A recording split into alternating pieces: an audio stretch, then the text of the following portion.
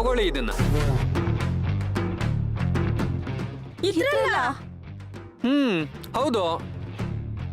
ಕರ್ಣ ಬೇಡ ಕಣೋ. ಅಜ್ಜಿಗೆ ಫೋನ್ ಮಾಡಿ ಕರೆಸ್ಲಾ?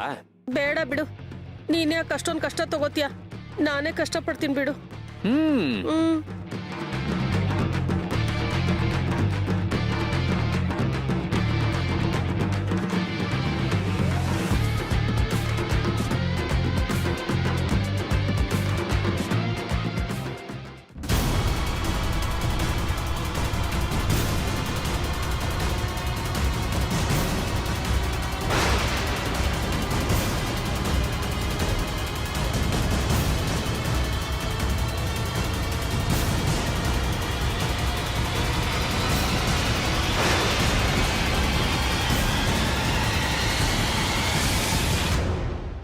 ನಮ್ ನಿದ್ದೆನೆಲ್ಲ ಹಾಳು ಮಾಡಿ ಯಾವ ತರ ಮಲ್ಗಿದಳು ನೋಡು, ತರಿದ್ರದೋಳು.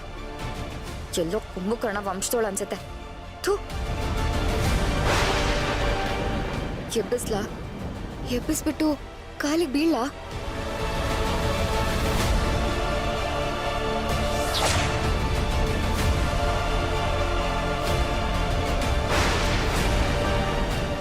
ಅರೆ, ಒಳ್ಳೆ ಅವಕಾಶ.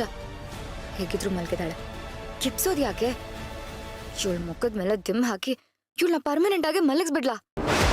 ಹೌದು, ಇವಳು ಸತ್ತು ಹೋದ್ರೆ ಇವಳ ಜೊತೆ ನಮ್ ಸಮಸ್ಯೆ ಏನೂ ಸತ್ತು ಹೋಗುತ್ತೆ. ಆದ್ರೆ ಇದೆಲ್ಲ ಇಷ್ಟೊಂದು ಈಸಿನಾ? ಪೊಲೀಸರು ಬಂದು ನನ್ ಎಳ್ಕೊಂಡು ಹೋದ್ರೆ, ನಾನ್ ಸಿಕ್ಕಾಕೊಂಡ್ಬಿಟ್ರೆ? ದೇಹದಲ್ಲಿ ಜೀವ ಇರಬೇಕು ಅನ್ನೋ ಆಸೆ ಇದೆಯೋ ಇಲ್ವೋ ನಿನಗೆ?